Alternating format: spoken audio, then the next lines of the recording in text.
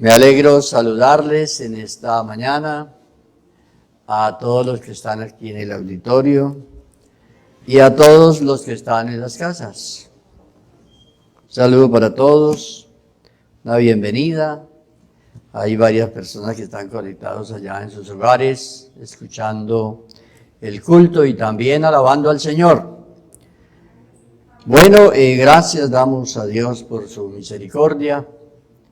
Y en esta mañana vamos a tener, estaba escuchando sobre la encuesta de la lectura de la Biblia. ¿A ustedes les gusta leer la Biblia? Amén.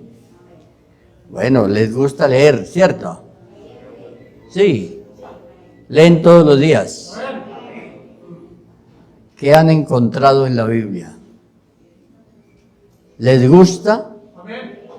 Bueno, entonces vamos a leer. Vamos a tener una lección de lectura hoy.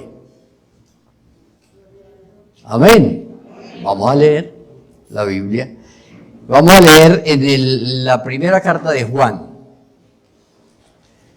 Una de las cosas importantísimas precisamente es leer bien las Escrituras.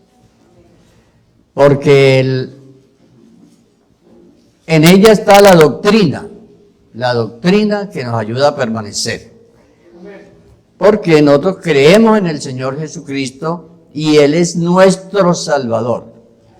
Pero hay unos mandamientos, promesas, cosas que Él ha hecho que constituyen la doctrina que los creyentes deben comprender, deben creer, deben obedecer. Entonces, a veces se tiene mucho fervor, pero no se tiene mucho entendimiento.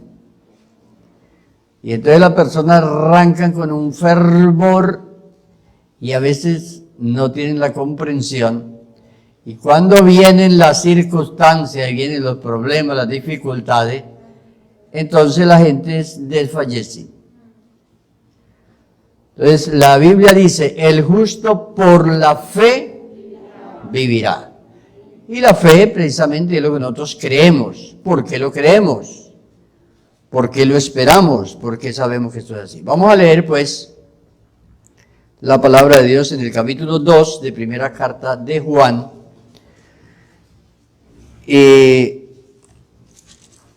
Lo primero que les digo pues cuando uno va a leer la Biblia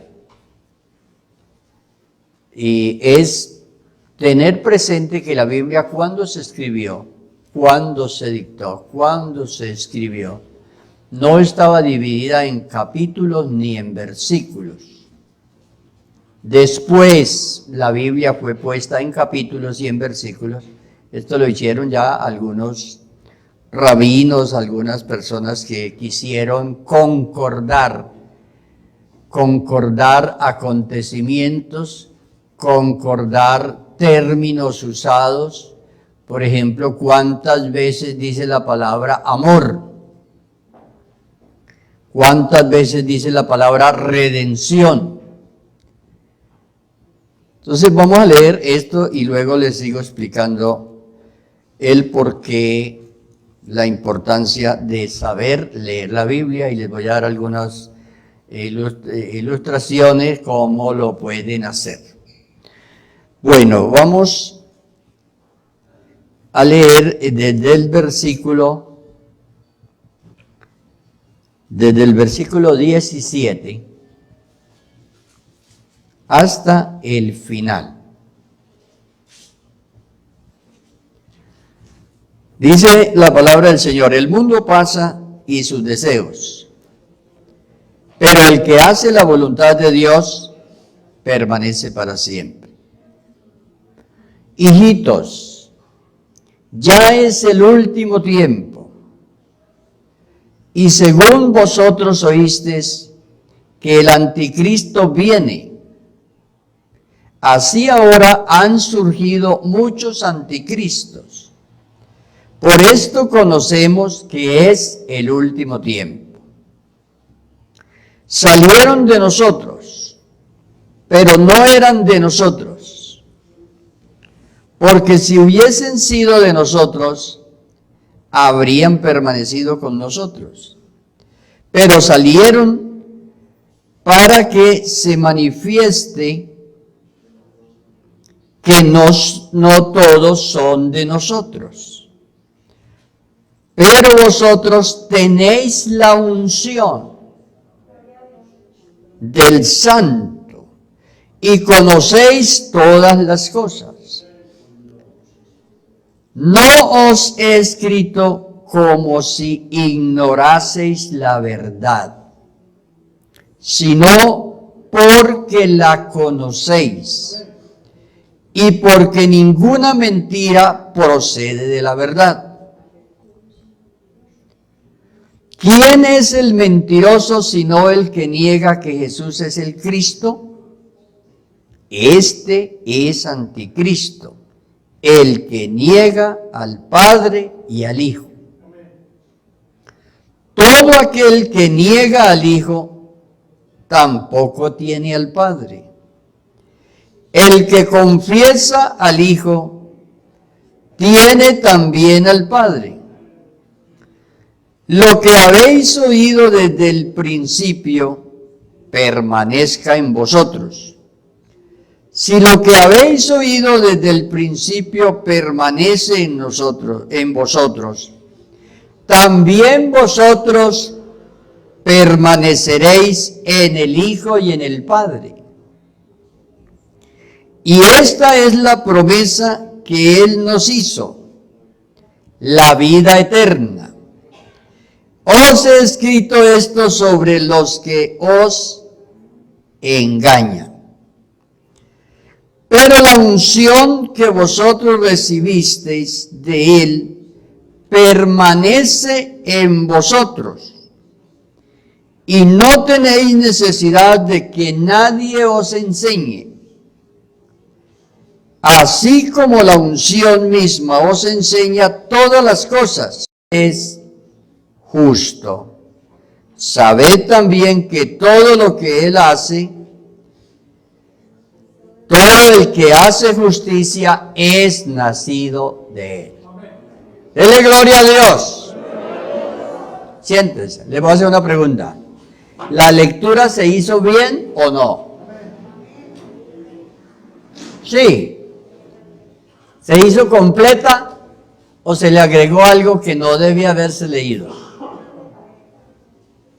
Bueno, eso es lo que quiero que comencemos mirando. Cuando uno hace una lectura bíblica, ¿les gustó la lectura? ¿Comprendieron la lectura? ¿Qué dice ahí?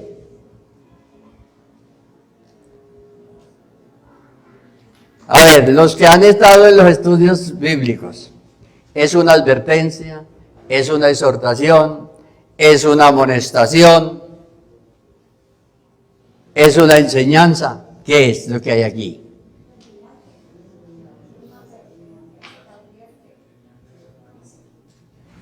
Una amonestación.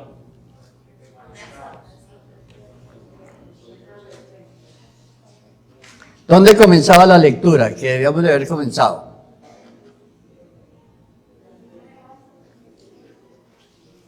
Debía de haber comenzado en el verso 18. Entonces, si uno comienza bien una lectura, la va a entender.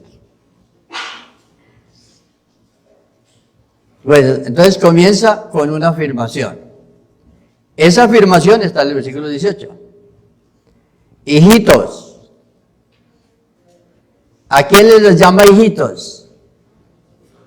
A los creyentes. Les dice, hijitos, ya es el último tiempo. Bueno, y ya ustedes leyeron que menciona varias veces el anticristo, ¿cierto? Los anticristos, porque no dice anticristo, sino muchos anticristos. Entonces, cuando uno hace una lectura en los escritos de Juan, ténganlo presente. Cuando uno hace una lectura en los escritos de Juan, es diferente a hacerla en Mateo, en Marcos, en Lucas, es diferente. Entonces, lo primero que usted tiene que ubicarse es en el enfoque del escritor.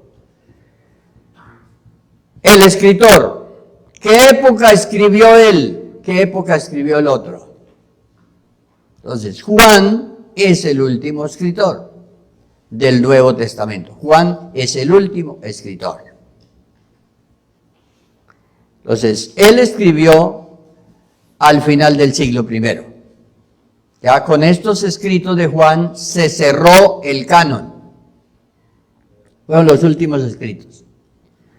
Y ya la generación de creyentes que había era la segunda generación. Haga de cuenta la Iglesia Pentecostal Unida de Colombia, que nació en el año 1937. ¿Y tiene cuántos años en este momento? 83 años. Bueno, entonces, allá, ¿cuántos años habían pasado del año 27 al año 93? ¿Cuántos habían pasado? Año 93, cuando se hicieron los escritos de Juan. ¿Cuánto?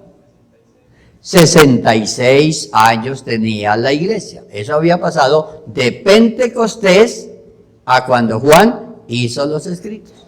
Juan ya era un anciano. Entre otras cosas, el único apóstol que estaba vivo. Todos los demás ya los habían matado, porque todos los mataron. Primero que mataron fue a Jacob, y por el año 67, 68 mataron a Pedro y mataron a Pablo.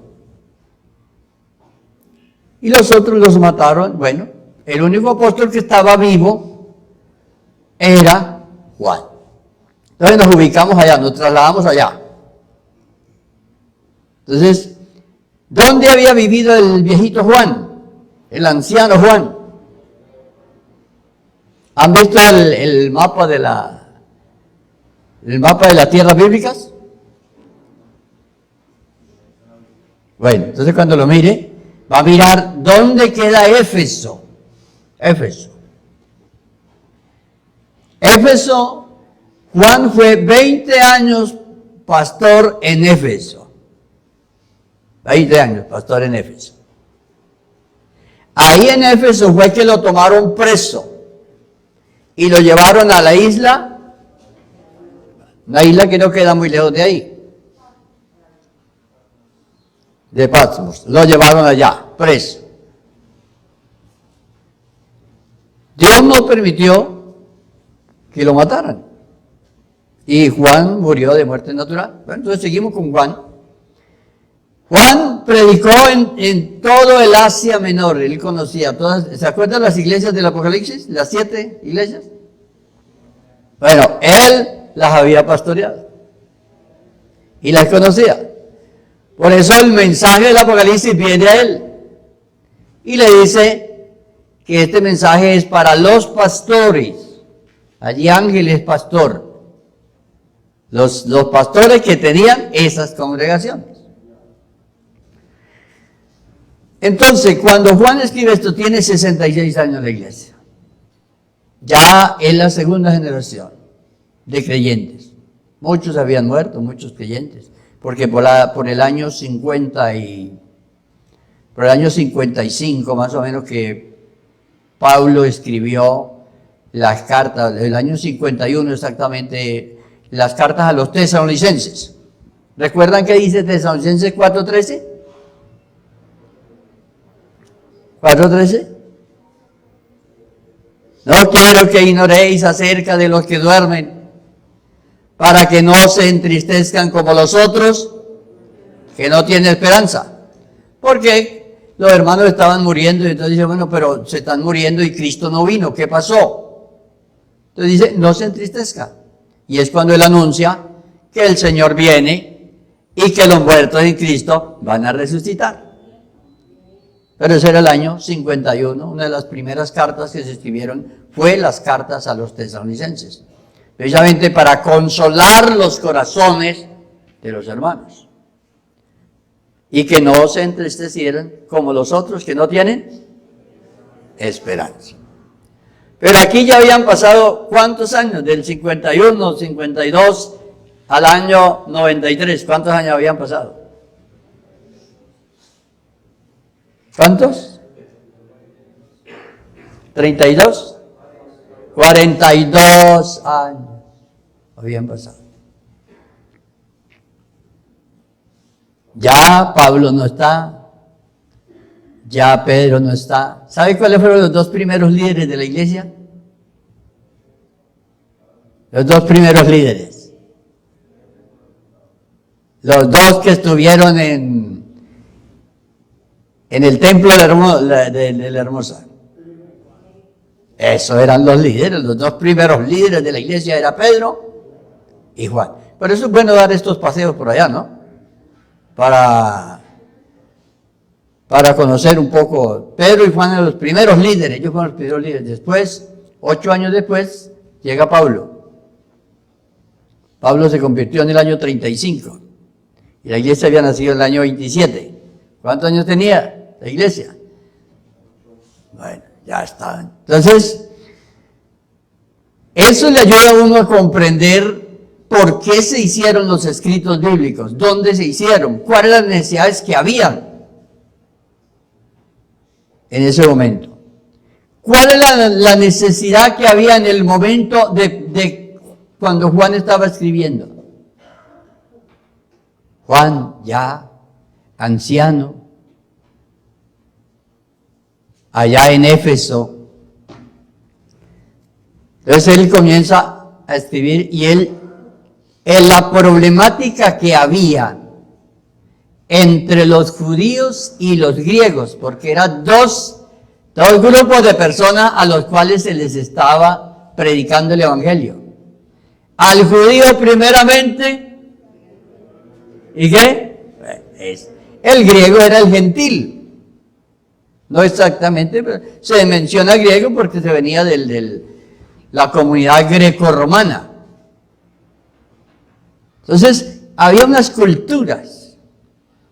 Los judíos guardaban los mandamientos y la ley y rechazaban a Cristo precisamente por eso. Que trataban de guardar la ley. Y los griegos, opuestos, porque ellos dicen, y ustedes recuerdan bien cuando tomaron a Pablo y dijeron, este debe ser un dios. Porque ellos querían y mantenían necesitados de oír cosas nuevas. Porque ellos eran amantes del conocimiento. Y usted sabe que Grecia es la cuna de la ciencia. Ciencias se desarrollaron allá, en Grecia. Todo esto de la psicología, todo eso fueron los griegos los que trataron de investigar de qué está compuesto el ser. Entonces de ahí viene entonces ellos se concentraron en la psiquis de la persona y de ahí viene todo estos estudios de la psicología. Pero había un problema espiritual y era el común denominador era que la gente rechazaba a Cristo. Tanto los judíos como los griegos rechazaban a Cristo. O sea, todos decían, no puede ser ese el Hijo de Dios. No puede, y ellos siempre manejaban en su mente es el hijo de un tal José que era carpintero. O sea, los judíos no podían sacarse de la cabeza que Jesús era el Hijo de Dios. Tanto que algunos lo llamó carpintero. Porque gran parte de su tiempo Jesús de su juventud, la pasó ayudando a José en la carpintería.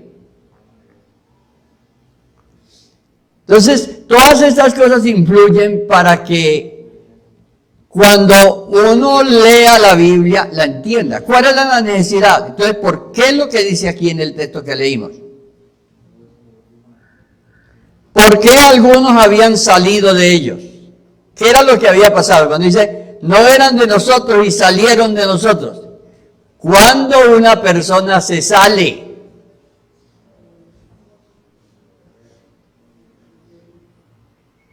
entonces el énfasis aquí es que no creían en Cristo.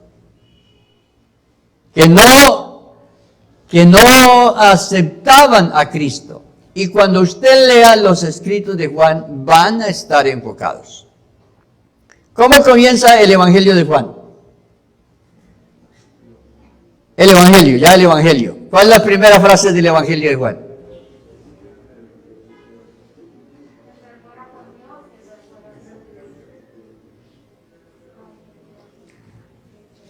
Todo esto lo enseña él y lo predica rebatiendo la creencia de los griegos.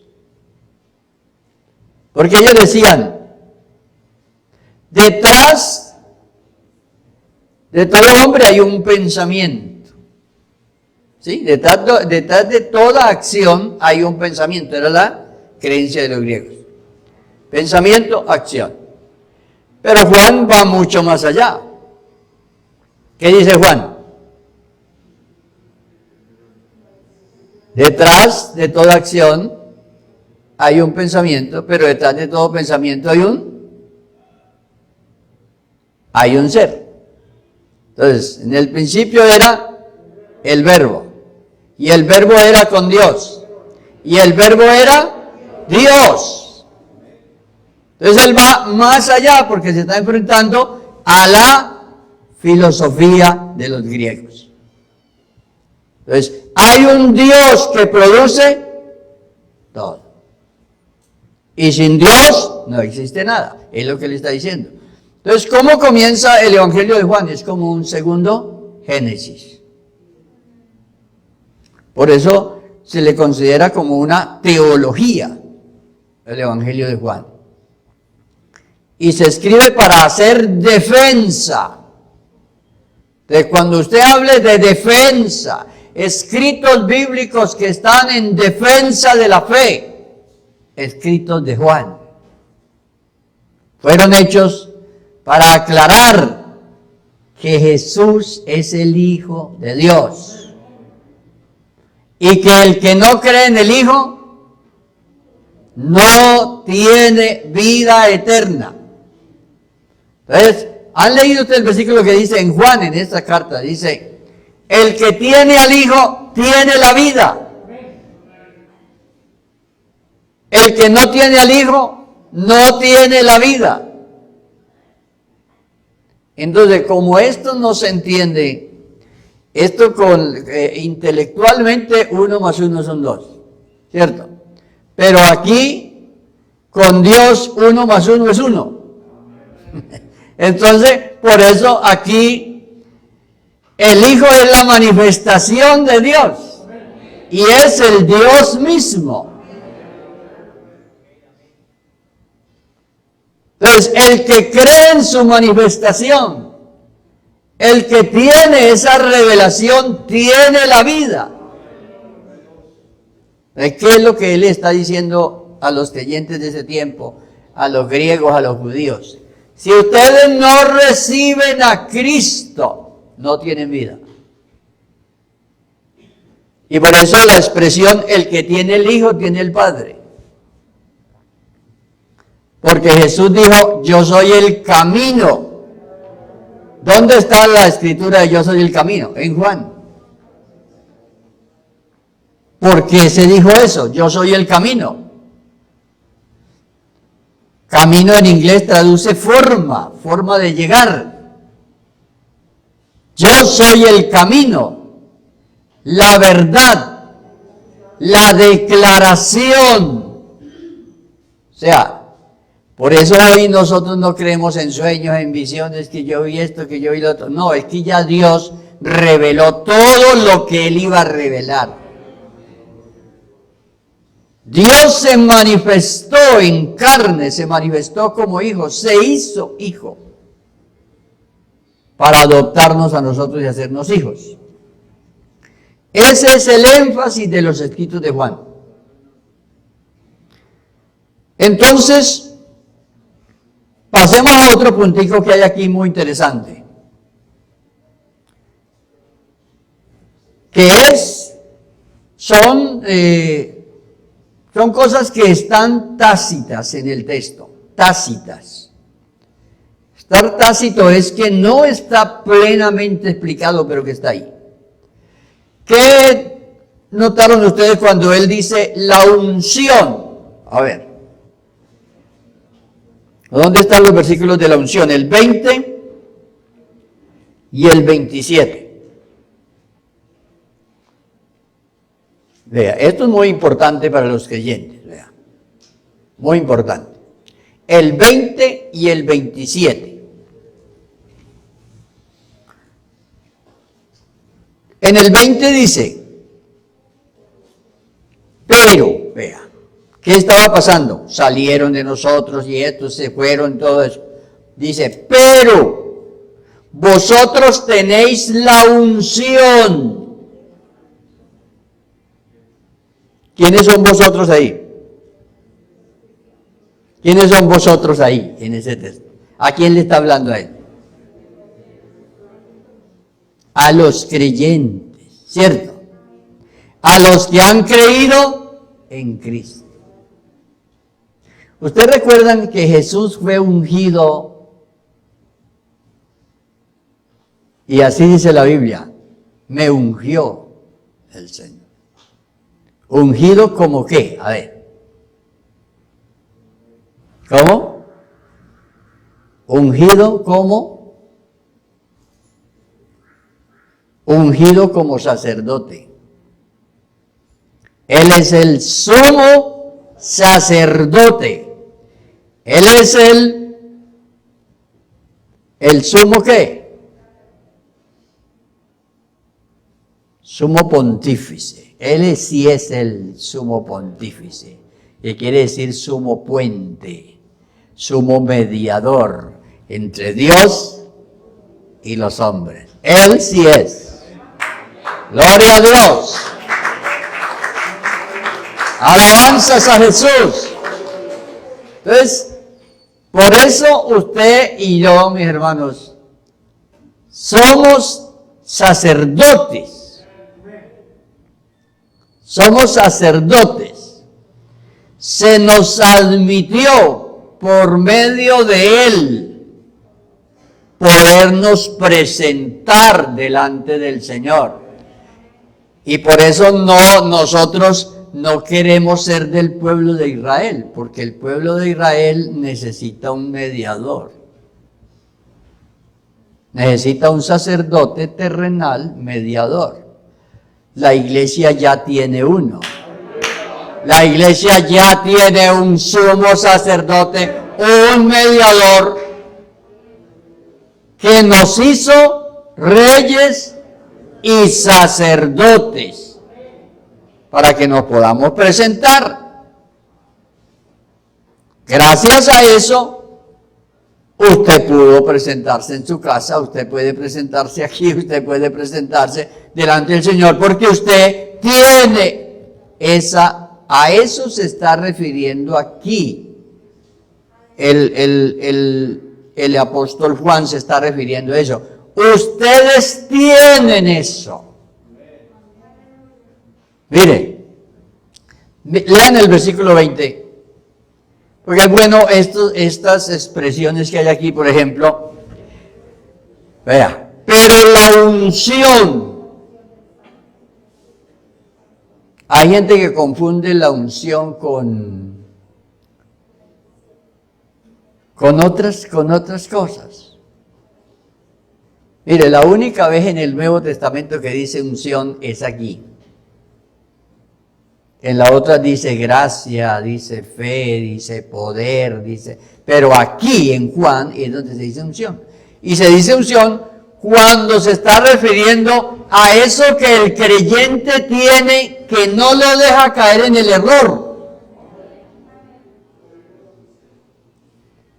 Y es la revelación que Dios le ha dado a la persona. Vea, pero la unción que vosotros recibisteis de Él permanece en vosotros. Y agrega, vea, y no tenéis necesidad de que nadie os enseñe. ¿Que nadie le enseñe qué? aquello que Dios le dio a usted, le reveló.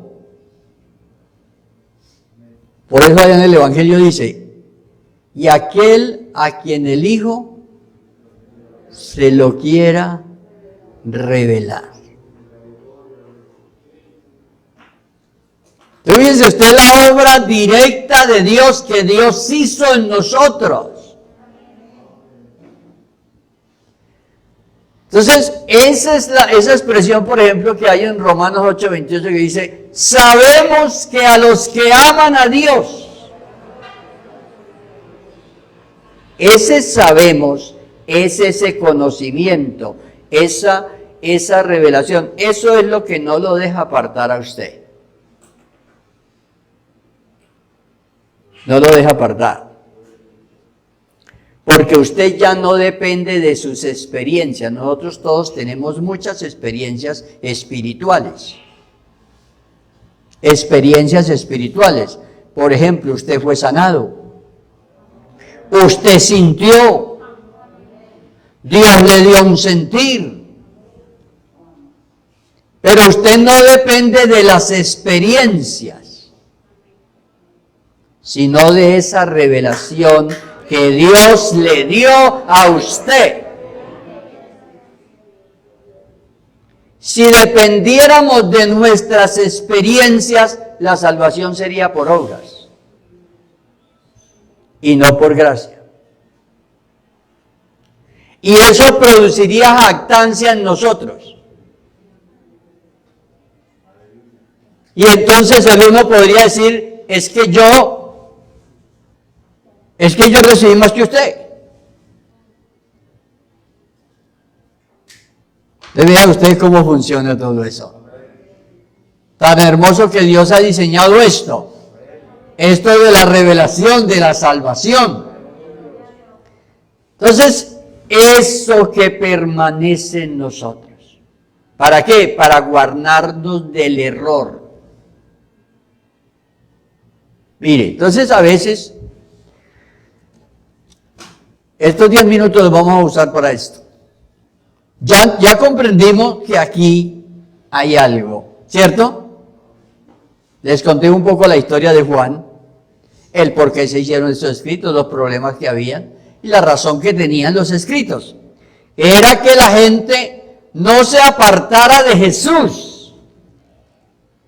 Porque nadie, vea, 1 Corintios 12:3, nadie puede llamar a Jesús Señor sino por el Espíritu.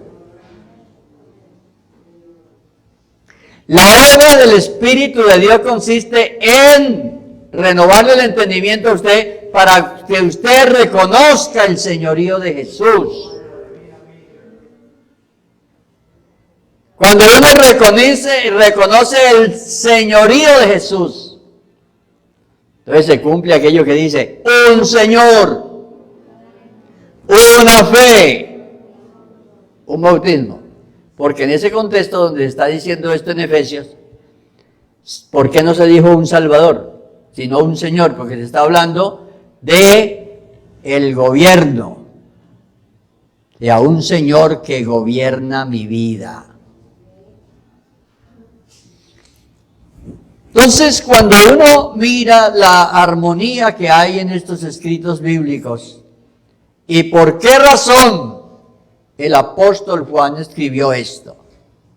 Se dice que los escritos de Juan son el evangelio a la iglesia, a los salvos. Y estábamos viendo que la gente no se fuera, que no dejara de creer en Cristo, que no se apartaran. Pero algunos se habían apartado. Y dice, ¿salieron de nosotros? Ahora sí entendimos por qué no eran de nosotros. ¿Por qué no eran? Porque no tenían ¿qué?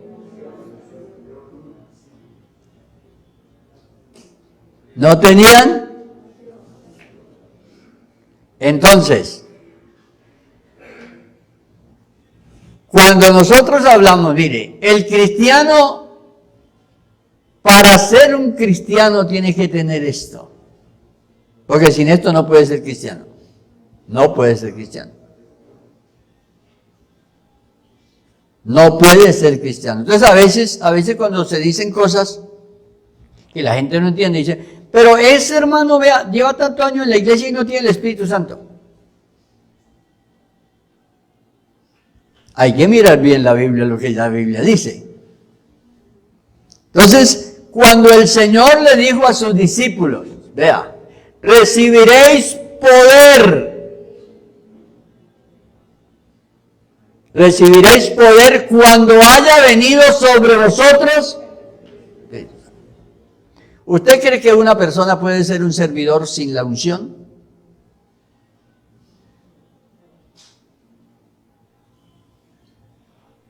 ¿Qué es lo básico aquí? Esto que la Biblia dice. Esto.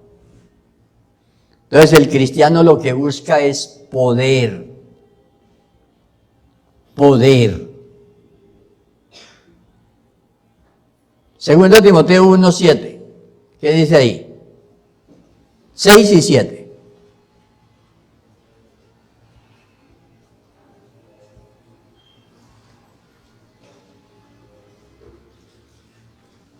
¿Por qué no todos los que hablan en lenguas pueden a veces perseverar o servir?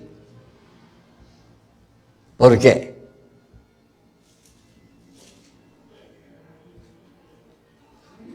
Porque se descuida lo básico. ¿Qué es lo básico? Aquella revelación que Dios nos dio para ser salvos. Entonces, si una persona dice, yo tengo mucho poder, pero yo no permanezco en la revelación que Dios me dio. Entonces ¿qué es un cristiano completo? Un cristiano completo es aquel que tiene toda la obra del Espíritu Santo en su vida. Juan le está diciendo a los creyentes, ustedes tienen una revelación de Dios, una revelación que nadie, esos griegos que quieren enseñar tantas cosas y que quieren que todo el mundo diga cosas nuevas, ustedes no tienen necesidad que ellos les enseñen nada. Porque ya Dios les reveló a ustedes lo que ustedes deben creer y en lo que ustedes deben vivir. Eso es lo que les está diciendo. Dice, y permanece en vosotros.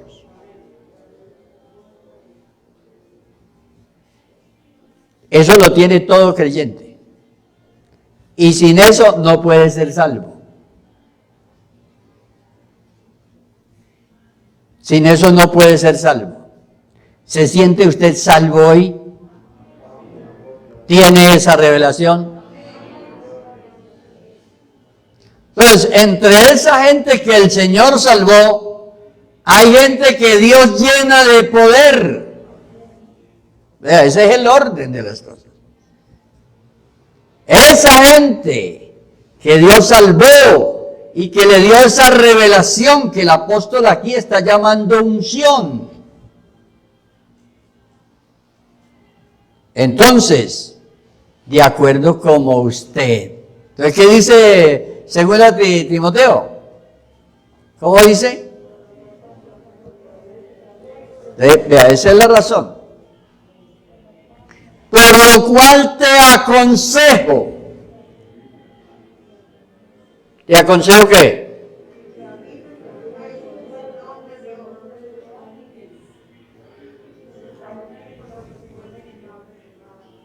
Entonces ya el recibir poder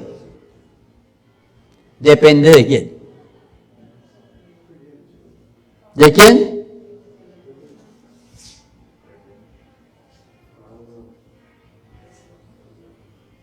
Ya depende es de el creyente. Entonces el creyente dice, Señor, yo necesito poder. No necesito poder. Y entonces el creyente busca es El poder. Aquí hay algunas personas que al no entender esto niegan una de las dos cosas. Y a veces lo niegan involuntariamente porque no explican bien lo que la Biblia dice. Entonces el creyente tiene esa revelación de Dios para ser salvo. Eso que permanece, ese conocimiento que a usted no lo deja apartar. Y les digo esto, hay personas que no están viniendo a la iglesia, que tal vez están fríos por allá y tienen esta revelación. La tienen. Y eso lo tienen allá y eso los amonesta. Y les recuerda. Y lo tienen porque lo recibieron.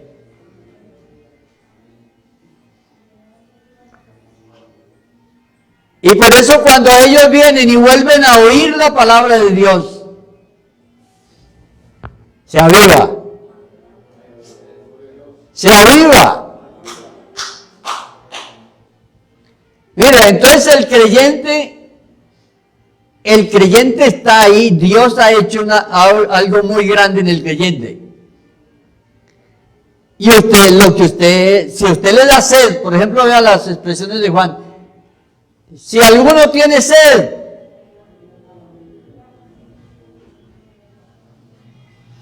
venga a mí y beba. Ya cuando está hablando de agua es para uno tomar y para darle a otro que tome también. Y esto dijo del Espíritu que habían de recibir. Entonces, el poder. ¿En qué consiste ese poder? ¿En qué consiste? Sigamos al otro versículo. Porque no nos ha dado Dios, sino de poder. Vea, sin estas cosas, sin esto que Dios da, un creyente no tiene. Mire, sin el poder. El poder es ese sentir y esa convicción. Ese sentir que hay en el creyente. Dios le da eso al creyente. Un sentir porque las almas se conviertan. Un sentir. Entonces, además, le da esa entrega. Una persona tiene esa entrega que usted dice, no importa que llueva, no importa que no haya almorzado, no importa que no haya comido, no importa. Total es ir a evangelizar a esa persona. O sea, le da esa entrega. Eso lo da el Señor. Entonces Dios le da ese poder al creyente. Ahora, le da el amor. El amor. Entonces una persona recibe un cargo en la iglesia, le asignan un cargo, le asignan una tarea.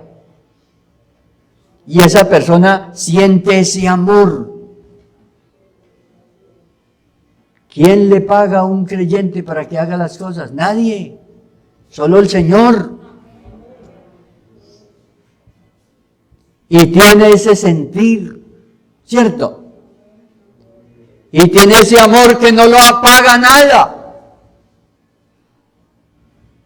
Dominio propio, vea.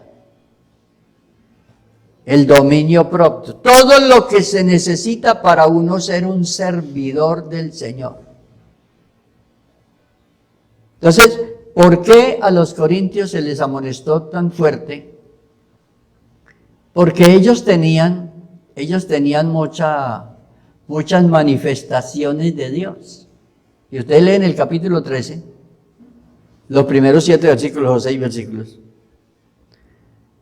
Y entonces allí habían muchas manifestaciones, pero no tenían amor. Y sin amor no se tiene el poder. La fe obra por amor. Entonces nosotros somos bienaventurados, que tenemos todo esto, que Dios nos ha dado. Entonces, eso que usted tiene es grande. Eso que usted tiene es valioso. Que a veces los creyentes se quedan pensando y dicen, ¿y yo qué tendré? ¿Yo qué tendré? Yo voy ahí, pero yo, ni nadie a veces ni me saludan. Usted tiene algo grande. Usted tiene algo grande que Dios le ha dado. ¿Quiere más? ¿Quieren más? ¿Quieren más? Claro, que pueden querer más y recibir más. Entonces, a veces si uno quiere más, recibe más. ¿A usted le gustaría poner la mano sobre un enfermo que se sanara? No para que digan que usted lo sanó, sino para que Dios sea glorificado. ¿A usted le gustaría predicar? ¿A usted le gustaría evangelizar?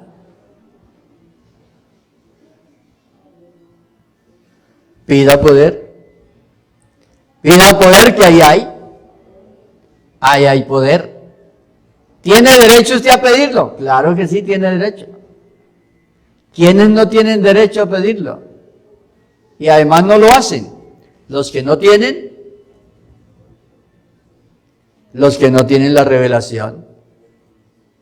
Porque qué desastre sería que nosotros tuviéramos poder para hacer cosas y no tuviéramos la revelación de Dios.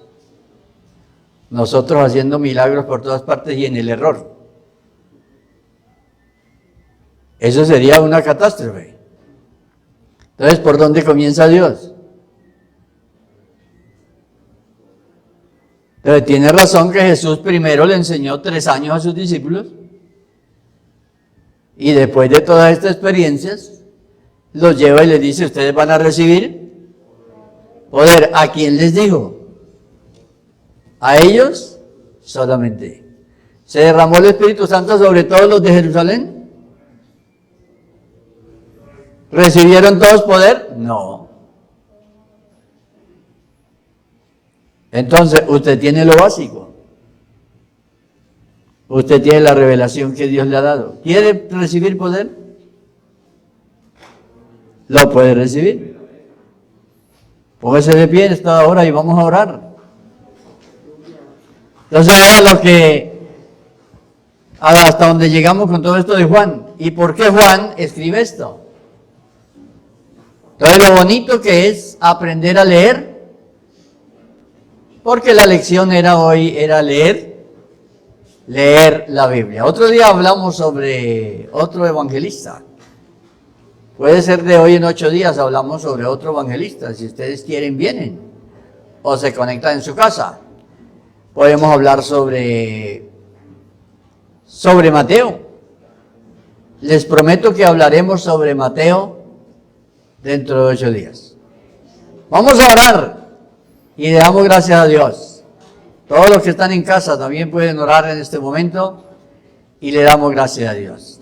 La Biblia es maravillosa, maravillosa. Yo llevo muchos años estudiando la Biblia y realmente son muy raros los días que yo no estudio la Biblia. Casi todos los días no puedo pasar sin estudiar. Les animo a leer y a estudiar la palabra de Dios. Levante su voz y digámosle, Señor, gracias por este domingo glorioso, maravilloso que nos ha regalado para meditar en su palabra santa. Gracias te damos, Señor, en este día. Gracias, Señor, por los hermanos que están allá en casa también oyendo. Gracias, Señor, por tu presencia en este día. Pedimos, Señor, que nos bendiga, que nos guarde y que cada día nos dirija, Señor. Y que podamos recibir cada día más de ti para hacer esa obra misionera, esa obra que debemos hacer. Gracias, Señor Jesús. Amén. Dele gloria a Dios. Dele gloria a Dios. Dios los bendiga.